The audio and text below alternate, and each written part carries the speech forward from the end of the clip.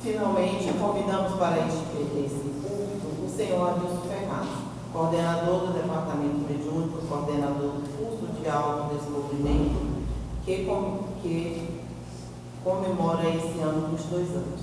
Coordenador do grupo de apoio a Ilutar Laços Eternos, trabalhador do atendimento fraterno, escritor, orador e cantor espírita do Centro Espírita Francisco de Assis, que nos falará sobre o tema desta noite. Quais os desígnios de Deus para o homem? Com votos de muita paz com você, Adilson.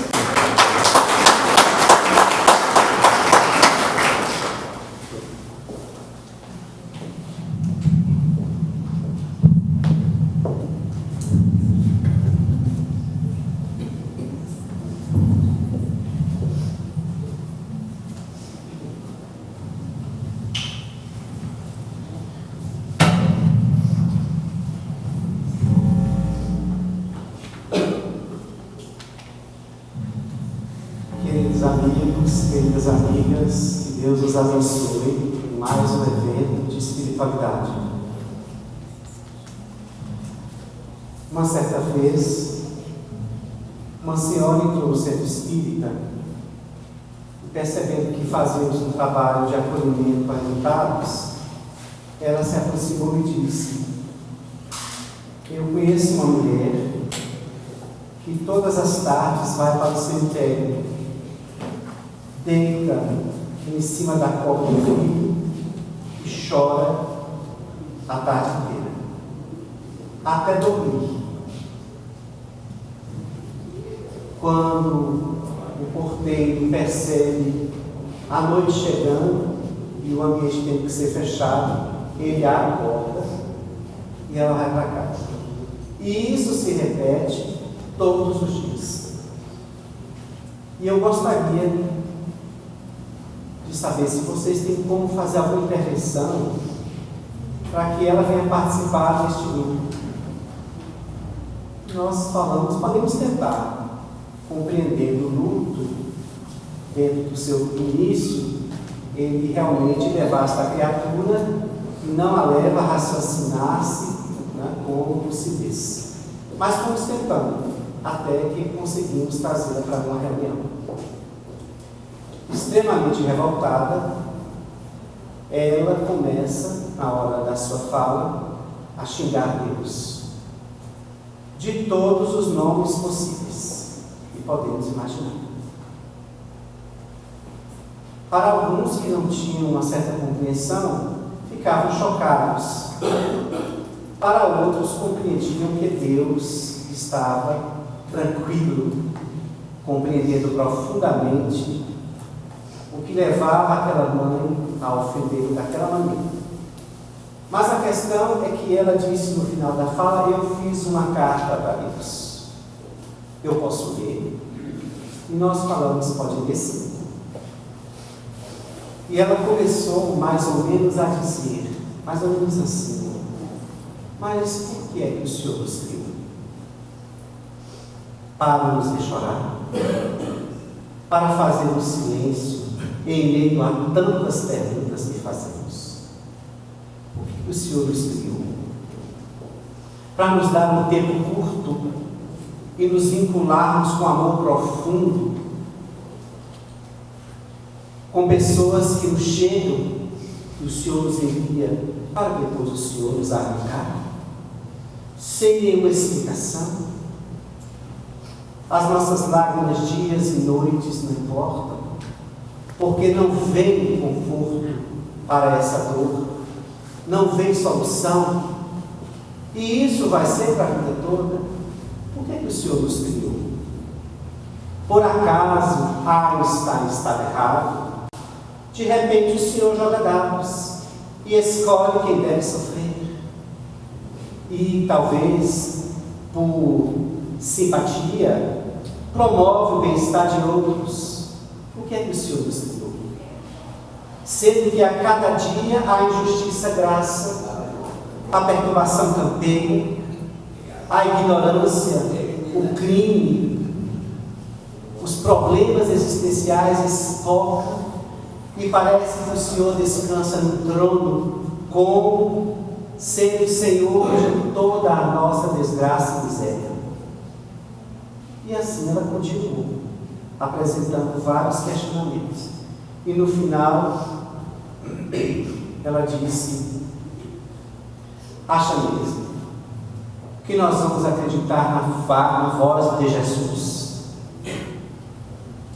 Acha mesmo que o que ele disse nos convence de que o Senhor é amor, é bondade, é misericórdia? E por aí foi o texto.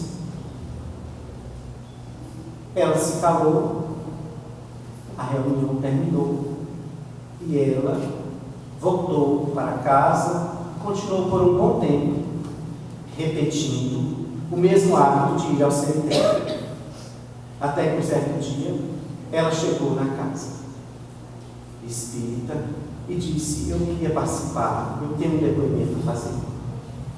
Todo mundo já esperava mais ou menos do que se tratava, mas ela entrou e disse: anteontem eu estava saindo do cemitério, era mais ou menos 6:30 da tarde. A rua estava vazia, posto que o cemitério é muito longe da cidade. Eu estava desolada e quis voltar para casa andando. No meio da escuridão, vi que uma moto se aproximava. Imaginei: vou ser assaltada. E naquele momento, eu ouvi a voz do meu filho, que morreu, dizendo: fique calma, irmã. E aí ela começou a chorar e a falar alto. Eu prometo a vocês, era a voz do meu filho. Fique calma, irmã. Eu parei, tremia. A moto parou e o rapaz saltou-se. E eu, no desespero, gritei: meu Deus, tenha misericórdia de mim. E caí de joelhos.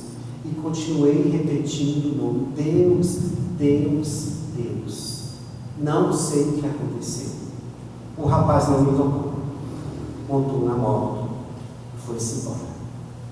Eu vim dizer a vocês que eu preciso rever o que eu escrevi. Porque eu nunca precisei tanto dele como naquele momento. Não só pelo assalto, mas porque ele concedeu que eu ouvisse a voz do meu filho. E ela queria que a gente acreditasse piamente naquilo. Arregalava os olhos e dizia: eu prometo que era a voz do meu filho. Então, a pergunta da palestra: quais são os desígnios de Deus para o homem? Nos leva a pensar acerca do nosso posicionamento, no sentido de responder isso. Por que eu trouxe essa história desta mãe?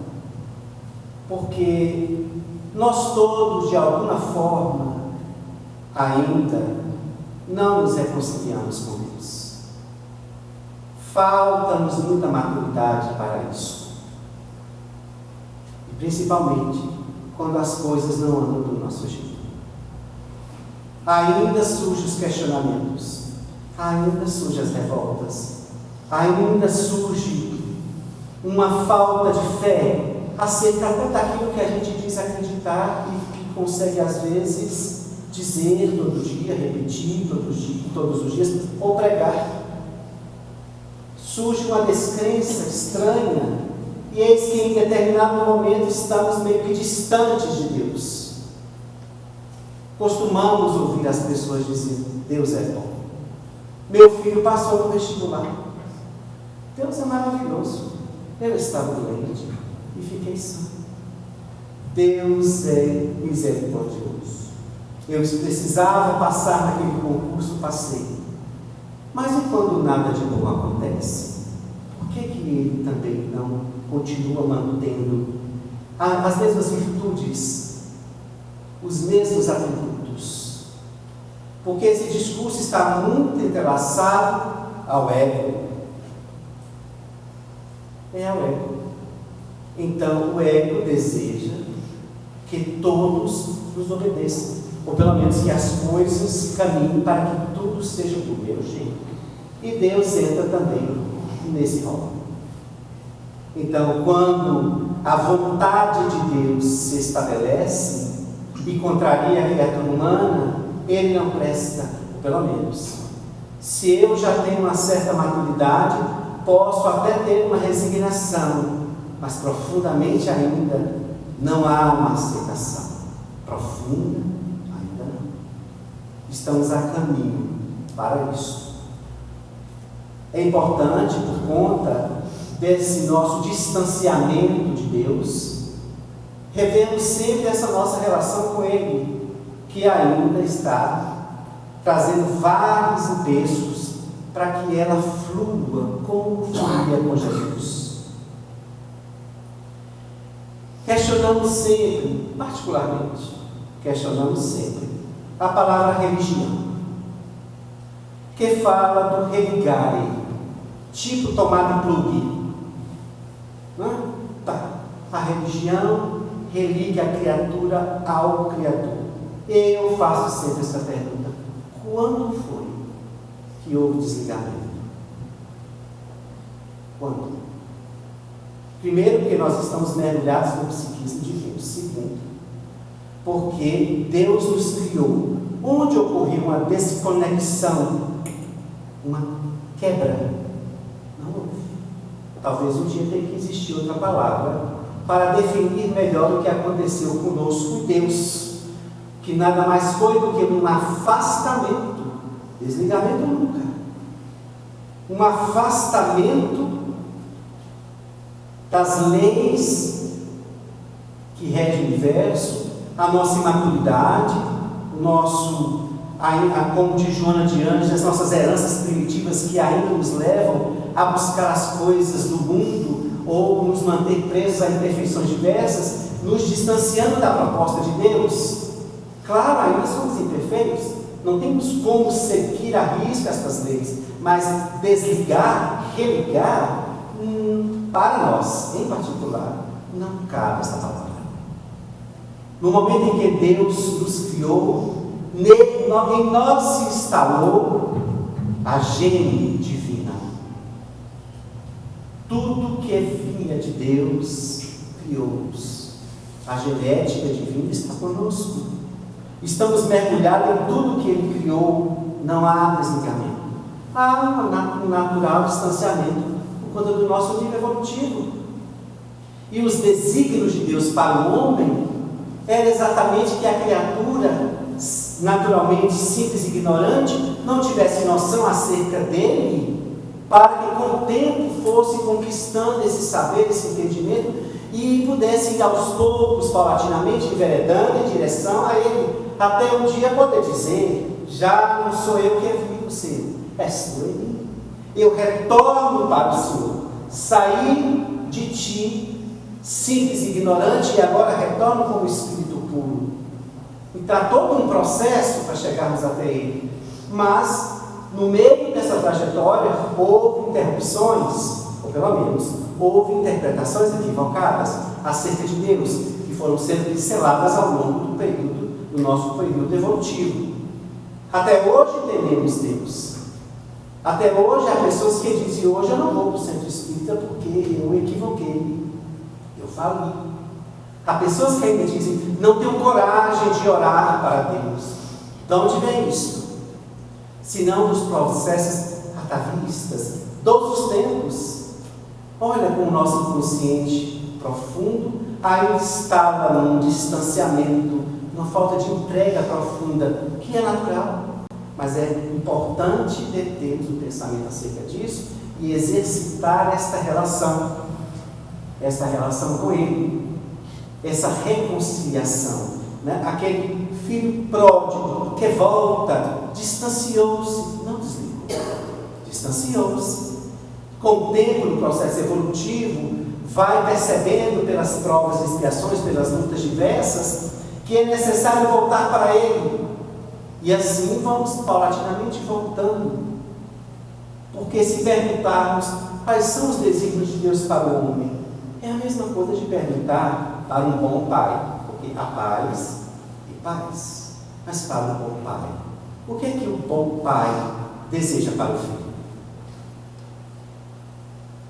Que ele cresça, amadureça, tome conta de si, assuma os deveres, seja um homem de bem, um homem correto, uma mulher feliz, equilibrada, alguém que faça a diferença onde vive, onde moreja, mas que ele traga orgulho, satisfação, melhor dizendo, satisfação por vê-los felizes, organizados, realizados. Então, se Jesus fala de Deus como um pai que o filho pede peixe e dá uma pedra, então, se o pai da terra deseja tudo isso para o filho e é capaz de fazer diversos esforços para alcançar esse mistério, imaginemos o que Deus não quer para nós. Costumamos dizer, aproveitando o início da palestra, costumamos dizer a algumas mães enlutadas ou outros enlutados que dizem: meu filho partiu, como é que ele está? Ele diz: na mão daquele que o criou. E que se você ama ele, imagine o tanto que Deus não ama. É filho dele. Então essa noção parece que não temos muitas vezes na correria do dia a dia, ou nessas crenças antigas que ainda predominam, nos faz ter alguns distanciamentos e chegamos ao ponto, muitas vezes, de fazer barganha com ele. Barganha com Deus. Muitas vezes até no próprio processo do nosso desenvolvimento espiritual, na casa espírita, seja lá onde for. A gente vai louvando a Deus, na busca de Deus, para que Deus organize a nossa vida material, para que Ele nos dê um suporte, para que Ele nos ilumine, nos dê diretrizes. Sim, mas se formos perceber, o que há mesmo para pedir a Deus? Nada. Como assim? Ele já deu tudo. Lhe deu imortalidade da alma. És indestrutível. Então, não vai desaparecer. Vai prosseguir. Deu imortalidade da alma. Deu-lhe reencarnação. Ou seja, terás o tempo necessário para burilar-se, para melhorar, e poder gozar da paz que tanto anseia e deseja. Lhe deu a comunicabilidade com esse mundo invisível, que nos informa que a vida prossegue e que este mundo material é só um período passageiro para nos ajudar no enriquecimento moral, intelectual, e que daqui a pouco partiremos para o mundo real de Deus. Nos falou da pluralidade dos mundos habitados, como a dizer: não é só aqui. Há muitas moradas para todos os meus filhos. Nos deu o atributo da inteligência e liberdade, como a maior prova de dizer: eu confio na minha obra. Tanto que, ignorante, eu a deixo livre, porque eu sei que ela vai tropeçar no início, ela vai se perder por falta de conhecimento, de moralidade, mas eu sei que ela vai conseguir passo a passo vai passar a alcançar a lucidez, o discernimento entre o bem e o mal. Ela livre vai ter que provar o gosto da dor ou da paz, a depender de tudo que plantar. As minhas leis eu as oferto como um regimento universal, para que ajude o indivíduo a perceber onde ele pode encontrar o equilíbrio. Que nesse desenvolvimento nós vamos percebendo que as leis nada mais são do que um amparo para o espírito nunca se perder. As leis estabelecidas, ninguém se perde, porque quando as contraria, a lei reage, e nós somos impulsionados de alguma forma a voltar para o eixo, por mais que demoremos, por mais que sejamos renitentes em muitas existências, por mais que sejamos teimosos. Deus não tem pressa, Deus é a eternidade. Então nos deu todos os atributos possíveis que com o tempo ia se desenvolver, para a gente conquistar a própria felicidade, para que tivéssemos o prazer de dizer: Senhor, eu consigo, eu estou superando, eu estou vencendo, e um dia chegar até Ele e dizer: eu consegui. Então tudo isso nos foi dado. Mas de onde veio tanta busca de Deus, tanto pedido de ajuda, tanto desespero para que Deus nos ajude? Veio exatamente dessas outras crenças que mais nos levará a apostar no que vamos pedir do que no que devemos fazer. Ajuda-te e o céu te ajudará.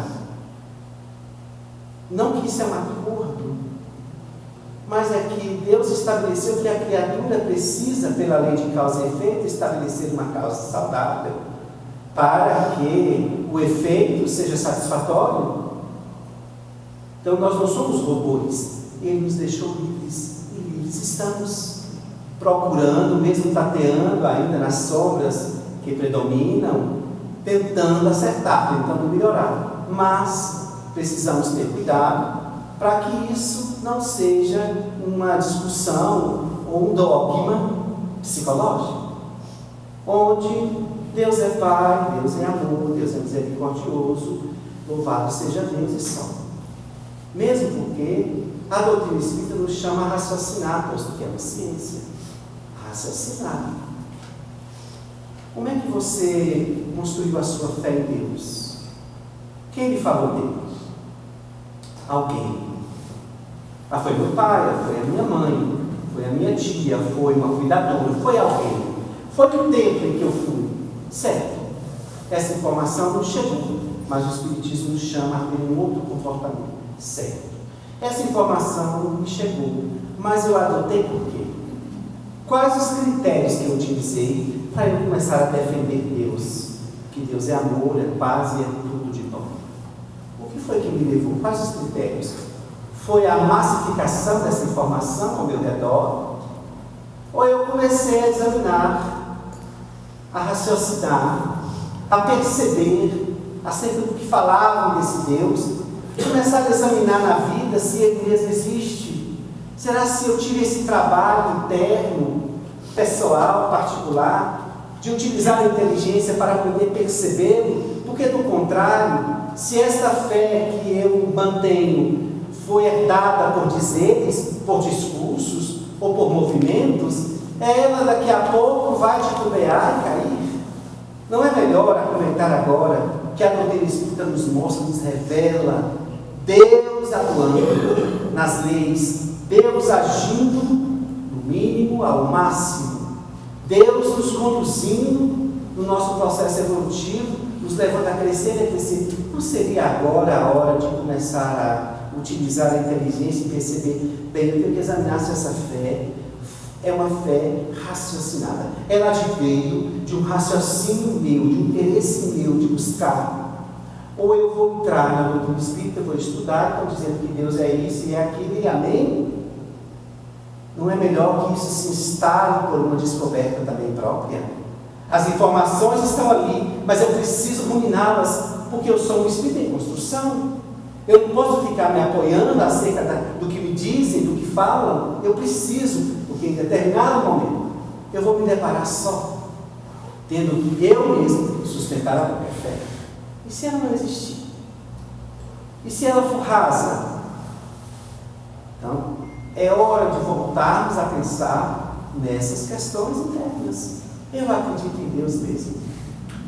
E na hora que as coisas não estão bem, como é difícil acreditar? Por quê?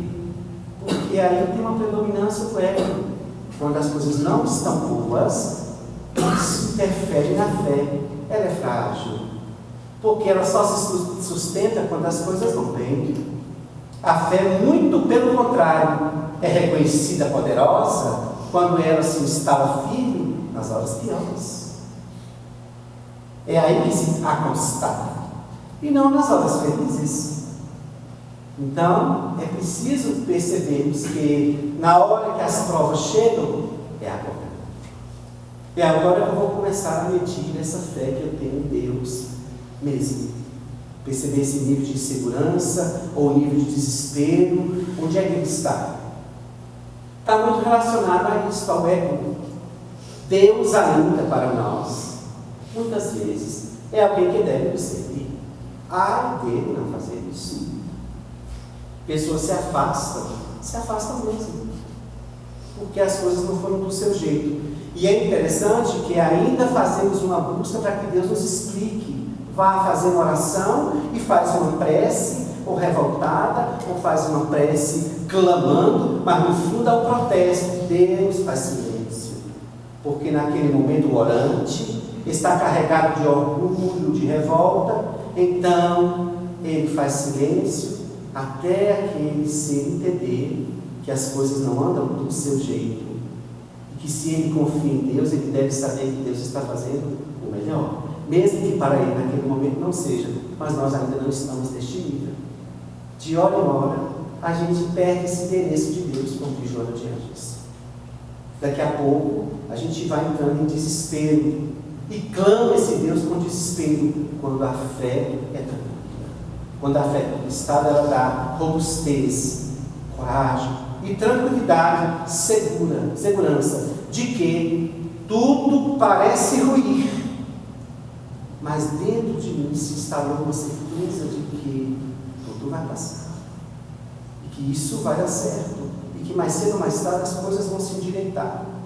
Então, quando a gente pensa na vontade de Deus para com os homens, a gente sabe, não é, que Deus quer para nós o melhor, mas talvez seja interessante pensar diferente diante de tudo que Deus nos oferta até hoje. Qual tem sido o nosso papel no aproveitamento de tudo isso? Talvez caberia mais isso nós analisarmos, porque nós sabemos exatamente o que Deus, quais são os desígnios de Deus para nós. Tanto que nos oportuniza o tempo todo. Tudo. Hoje esse evento, como tantos outros, são portas que se abrem. É Ele. É Ele. Dizendo, não nos faltarão luzes ao longo da jornada escura, das noites que invadem a alma. Não. Um clarão sempre existirá, eu os acudirei. E como disse Jesus, né, da necessidade de perseverarmos para chegarmos até o fim e sermos salvos. O fim de um processo de lutas, de desafios existenciais. Um evento dessa natureza, como que Deus não está aqui? Mas é claro que está. É mais uma porta que se abre para nos convocar a reflexões profundas acerca do nosso comportamento, das nossas tarefas na terra, um convite à reavaliação, repensar onde é que eu estou, como eu me situo, dentro do meu contexto. E essa proposta que me chega, eu já aderi, como é isso, esse balanço e esse fortalecimento. Porque a doutrina, na repetição dos seus discursos, em palestras, vai nos levando a cada vez mais criar mais essa conscientização, essa convicção, para nos tornarmos seguros. Freud tem um texto que diz: reportar, repetir e elaborar. Olha o que o Espiritismo está fazendo. Recorda Jesus.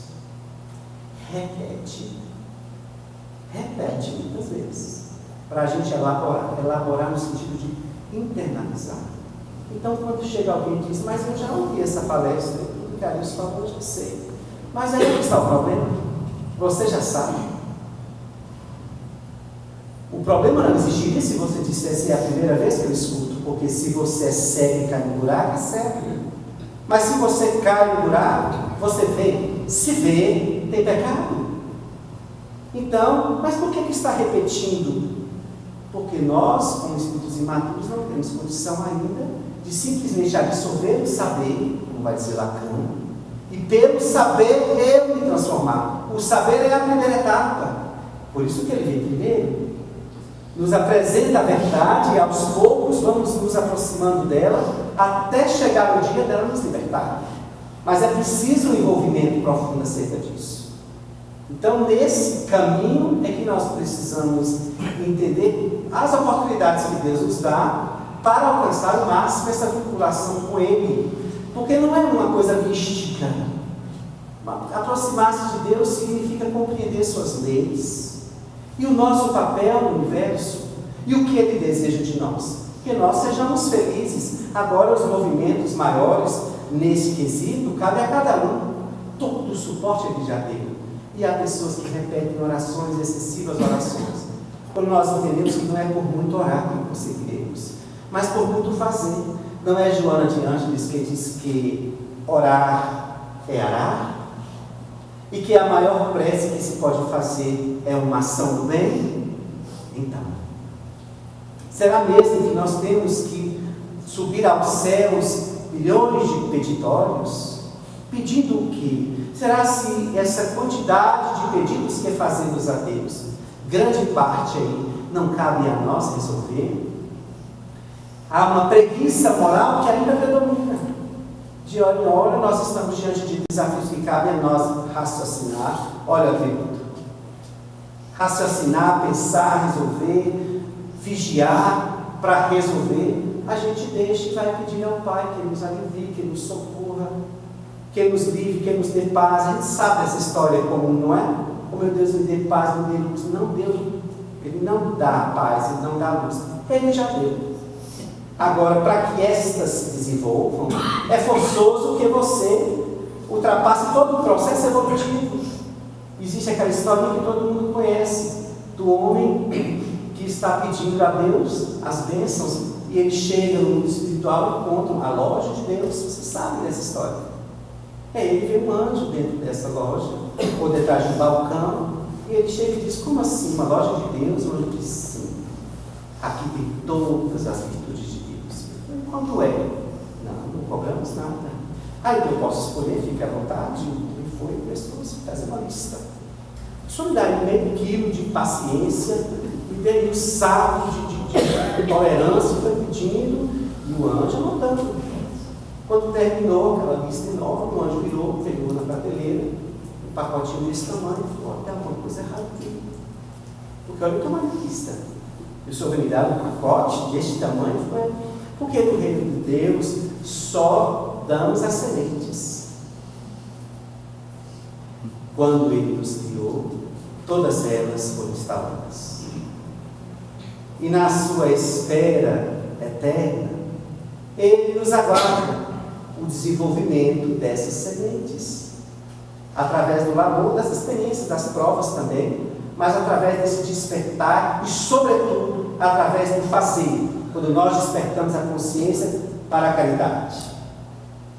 Aí sim, começamos a entender as nossas funções no desenvolvimento do amor. E Ele espera, mas por algumas interferências ou por falta de maturidade ainda em algum ponto, ficamos pedindo e deixando, como Humberto de Campos vai dizer, as mãos enferrujadas. Não. A doutrina espírita nos convida, dizendo: olha, você é o artífice do seu destino. E nem muita gente gosta de ouvir isso, porque psicologicamente alcança esta preguiça que nos leva a esperar graças de graça, de fazer rituais, de acreditar que por muito frequentar nós obteremos as bênçãos, por muito estudar nós entenderemos o reino dos céus e ele cairá sobre nós. Não. Seremos reconhecidos por muito amar, é verbo em ação.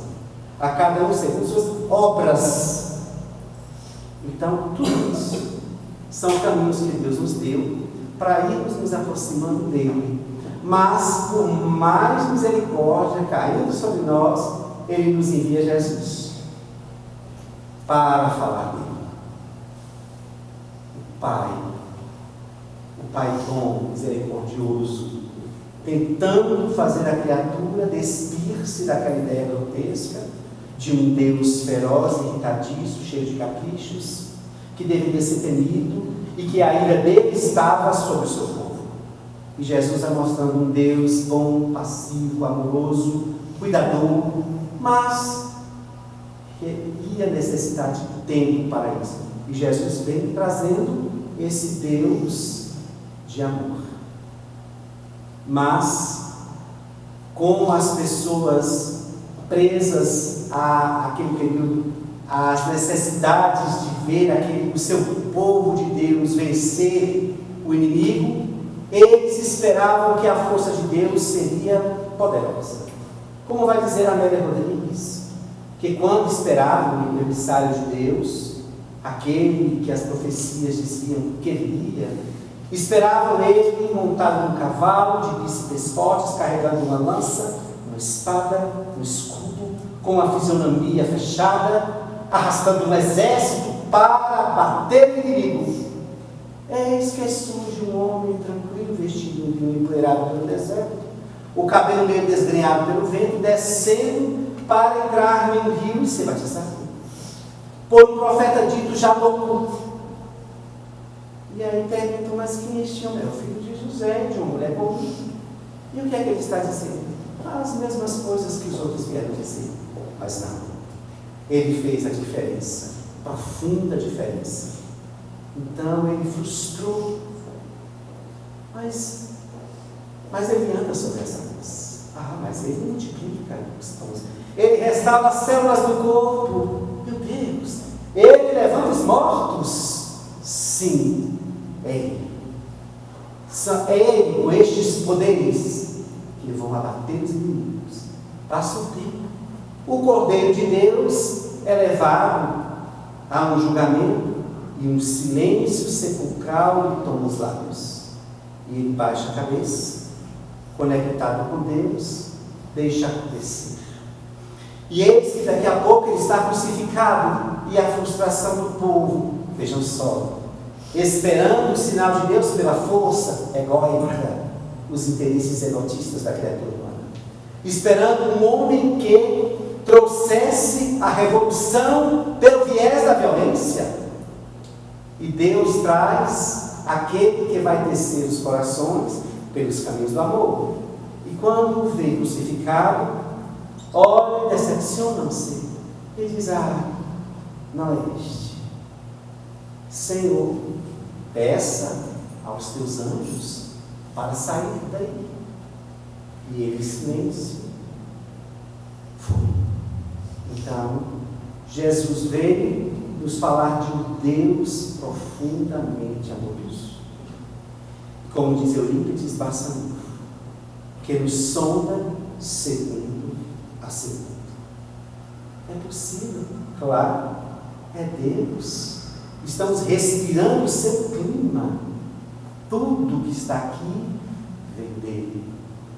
Nós estamos com almas precisando desta presença, desta vinculação, nos dias atuais, em todos os momentos.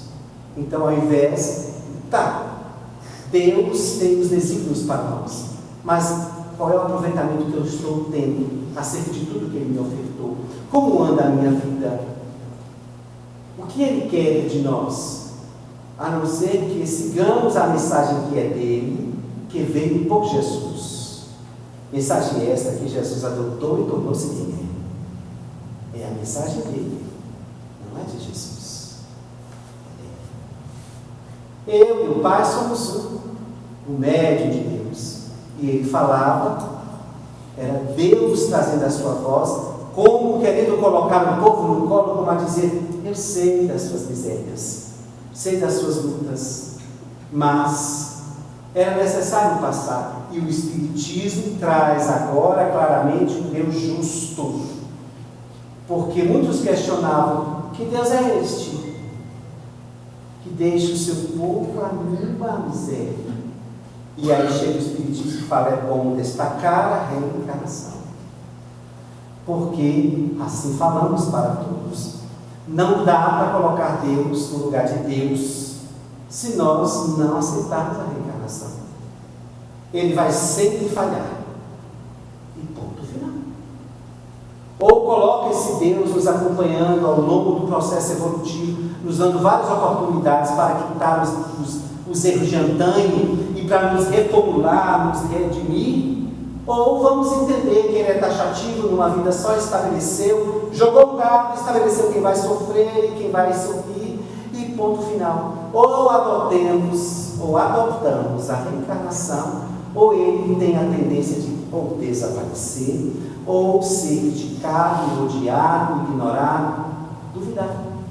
Porque enquanto a reencarnação não vigia o pensamento da criatura humana, Deus falhará. Deus não lhe responderá às perguntas, Porque se é Deus, Deus tem só que produzir o bem, como se o mal adviesse dele. E é isso que o Espiritismo nos traz para entender Deus. Mas de que forma? Olha, a gente já leu tudo aquilo que está na doutrina, na codificação, sim, mas é preciso exercitar a reflexão. Joana de Ângeles também vai dizer que uma das grandes ferramentas poderosas para que o Espírito assimile a verdade é a reflexão. Então nós não podemos pegar esta informação e sair dizendo Deus é amor, os atributos de Deus é misericordioso. Podemos até fazer isso, enquanto que estejamos interessados em acreditar nisso, porque ainda corremos um grave risco de sermos chamados daqueles que diziam Senhor, Senhor. Mas como é que a gente foge disso? Simplesmente criando uma relação profunda com aquilo que cabe a você desenvolver, acreditar, provar, sentir, examinar. O Espiritismo está aí para isso. Vamos questionar por que isso, por que aquilo, e vamos ver a lógica surgir. E eis que daqui a pouco não foi ninguém que me disse. Algo em mim se abriu. E pela lógica, não tem como eu dobrar diante de uma lógica, diante de algo claro, que a razão não consegue enxergar de outra forma. Ele existe, ele está presente de variadas maneiras. E perguntaram uma vez, você acredita na existência de Deus? Eu falei, acredito. E dá um exemplo, eu falei, olha, eu vou dar um dos tantos que a gente tem, mas eu em particular, quando uma mãe perde um filho, enterra o filho à noite, e de manhã levanta para fazer café. Levanta para varrer a casa. Levanta para muitas vezes voltar para o trabalho. Que força é essa, Carol? Porque todas elas dizem, eu quero morrer. Para mim, acabou. Estranho, não é? Elas continuam prosseguindo. Quem é que se muda? Porque Deus pode não agir nos nossos livre-arbítrios, é claro que não. Mas isso não significa que Ele é a base que nos sustenta para atravessarmos as noites difíceis da vida. Então Ele está na sua vida de alguma maneira. Descubra, examine. E muitas vezes, se tivermos mais interesse em perceber, examina na hora que tudo caminha ao contrário. Na hora que muitas vezes Ele está nos socorrendo mais do que nunca. Como socorrendo? Tudo deu errado. Às vezes o erro, o equívoco, o imprevisto é socorro de Zé. Às vezes aquilo tudo que estava projetado, arrumado, se destrói, cai por terra. É uma ação superior de amor para que nós não venhamos a nos embrenhar em equívocos outros. Então, porque Deus é a inteligência suprema, ou seja, não se equivoca, e tudo que vem dele é sábio, mesmo que passa pelo viés da ignorância humana. Ele sempre é no final, posto que sempre foi no início. O meio fica por conta de nós, da intolerância, do egoísmo, do orgulho, de todas essas mazelas que trazemos, que pioramos o nosso quadro. Deus estabelece uma programação reencarnatória para todos nós, e eis que nós a enchemos de pesos e reclamamos quão pesada é a minha vida, se examinar que há muita coisa voluntária no meio disso. Então, conectar-se com Deus é um caminho não só de contemplação. Basta, não é? Contemplar basta. Agora é a hora de examinar. Eu preciso compreender Deus, nem que seja da minha maneira, mas eu constato todos os dias que esse ser existe. E eu preciso fortalecer isso, porque nas horas das tempestades eu terei que estar com a minha casa sobre a rocha. Do contrário, ela será levada. Então é hora de começarmos a pensar que esse Deus está conosco e nós precisamos conhecer. temos uma fé mais profunda e nas horas mais difíceis entender que é agora. Entre choro e lágrimas, Deus está no comando. É difícil para nós, é difícil, mas a gente precisa falar, exercitar e repetir muitas vezes, se for o caso. Como todo mundo pode dizer, né? Mas a palestra não disse nada demais, a não ser que você já esteja convicto do que eu falei, porque enquanto não houver vivência profunda do que se ouviu, ainda é um assunto novo. Sempre será um assunto novo. E aí ele se estanca quando você já o internaliza. E isso ainda não é para este mundo e nem para outras existências. Será muito difícil ainda falta muito tempo para podermos ter essas virtudes instaladas em nós. E elas já não são assuntos que ouvimos, mas são forças que vivemos. Mas enquanto isso, tateando na nossa inferioridade, vamos participando desses eventos. Eu estava falando, eu imaginei uma pessoa desencarnando de Conquista, e o mundo espiritual perguntava: você vem de onde? Eu vim de Conquista. Meu Deus, imagina que você está super iluminado. Como assim? Bem, todo mês tem 4 jornadas. É o ano inteiro. É vento que não para. Uma semana espírita que traz luzes elevadíssimas, entidades elevadas para nos convocar.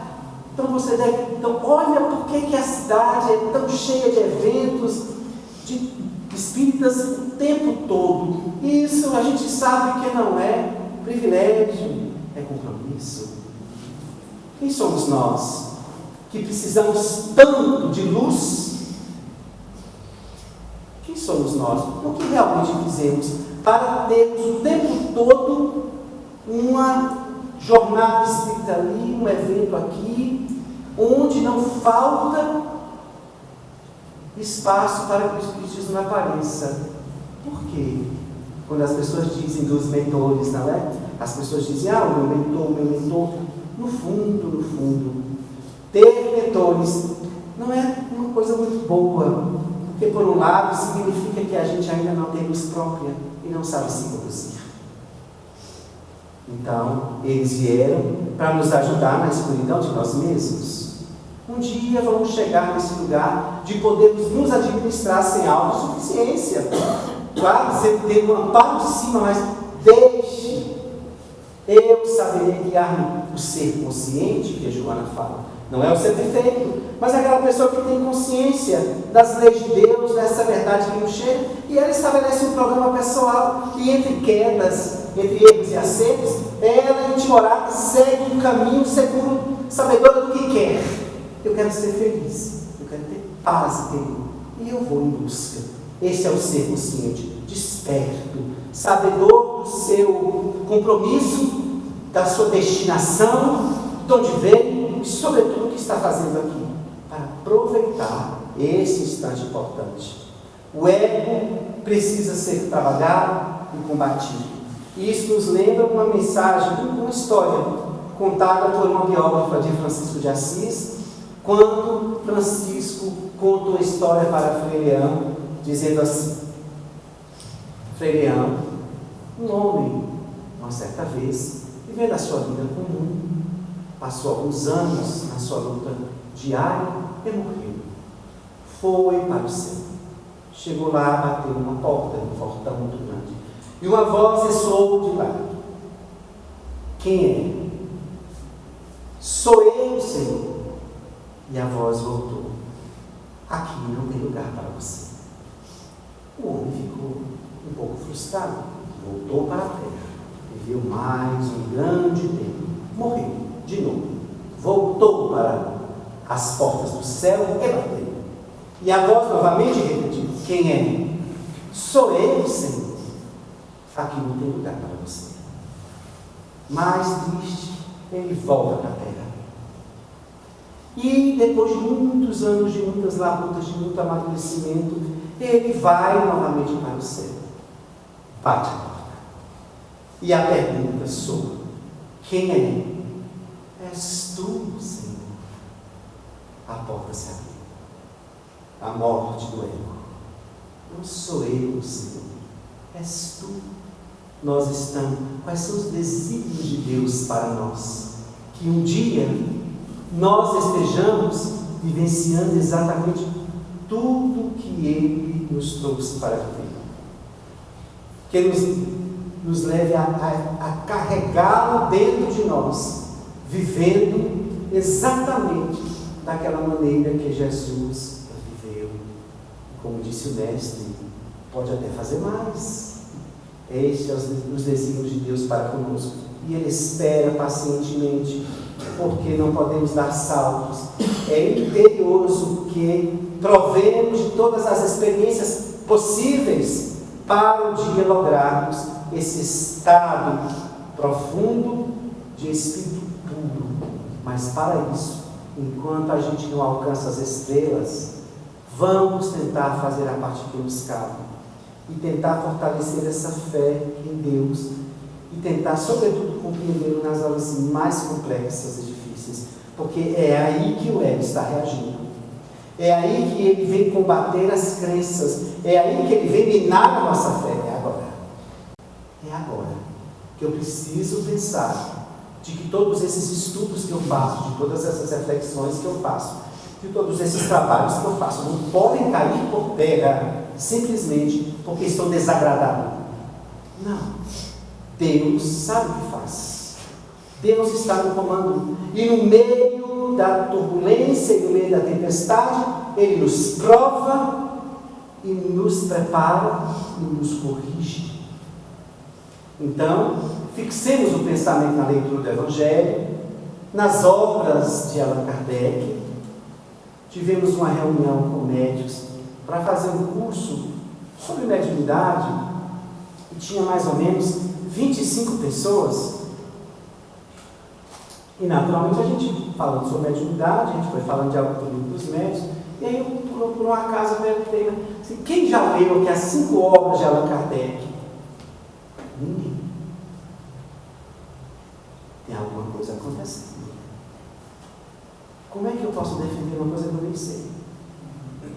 Cuidado, disse Jesus. Ai daquele que divulgar a minha mensagem de forma contorcida. Ai daquele que não souber trazer a verdade para o outro. E os 25 estudantes para trabalhar na mediunidade nunca haviam lido. O que está acontecendo? E é uma busca por um. Joana de Anjos, em um dos seus livros, vai dizer: as criaturas estão ansiosas por saberes novos, quando já sabido, ainda nem colocou em prática. Então,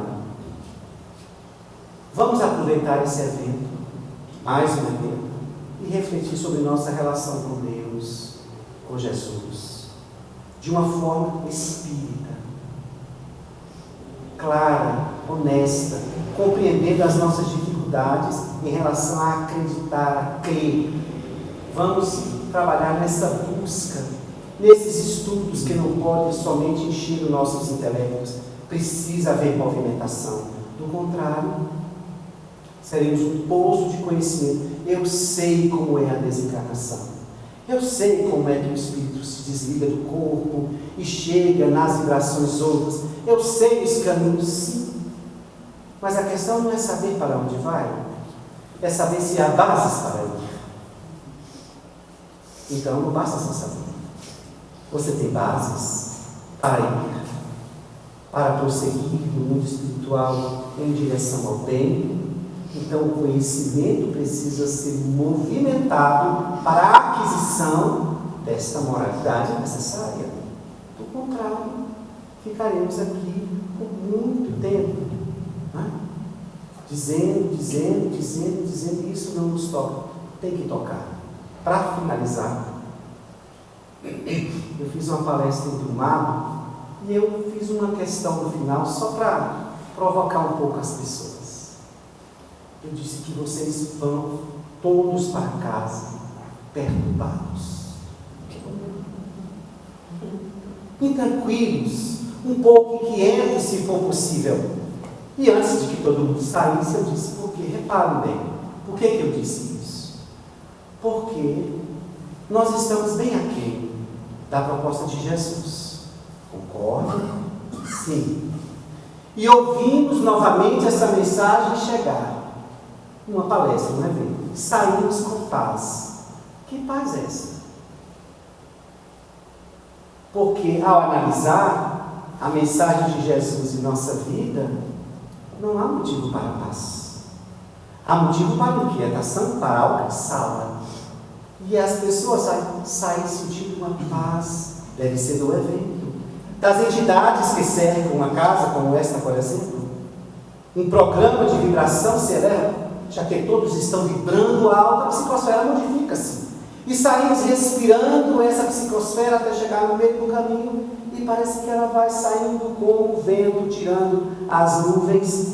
E daqui a pouco desaparece, como a experiência que André Luiz nos conta, de uma família que sai da reunião mediúnica, louvando a Deus e abertos para a caridade. Ao chegar em casa, brigas, desalentos e discussões. Então, que paz é essa que eu saí daqui? Bem, eu vou aguardar. Se passar 3, 4 dias e ela permanecer, é minha. Mas se ela passar, não é minha. E aonde está a minha paz?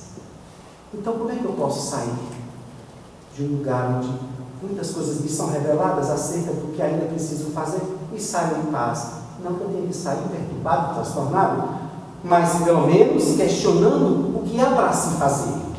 Diante de uma verdade que nos convoca, eu preciso começar a me inquietar e dessa inquietação fazer as movimentações. Porque aqueles que não se inquietam nos lembra o Mar Morto, parafraseando o Evangelho segundo o Espiritismo. Por cima, águas calmas e claras. Por baixo, dor e morte. Então, saiamos daqui não perturbados e tranquilos, mas se todo o evento feito não provocar em nós uma reflexão profunda, uma avaliação profunda acerca de como estamos e o que devemos fazer, o que foi mesmo este evento? Porque a intenção do mundo espiritual é esta. Aqui, os amigos espirituais estão conosco. Claro, se você está tendo uma evidência, não. É a lógica espiritista. Como assim? Passamos a semana inteira vinculados às coisas do mundo. Vocês acham mesmo que no momento em que vamos pensar em Deus, eles não vão se aproximar? Posto que esta é a missão deles, nos conduzir para os braços de Deus, mas é claro que eles estão aqui, atentos. Atentos para quê? Na esperança de que, talvez, quem sabe hoje, ele desperte.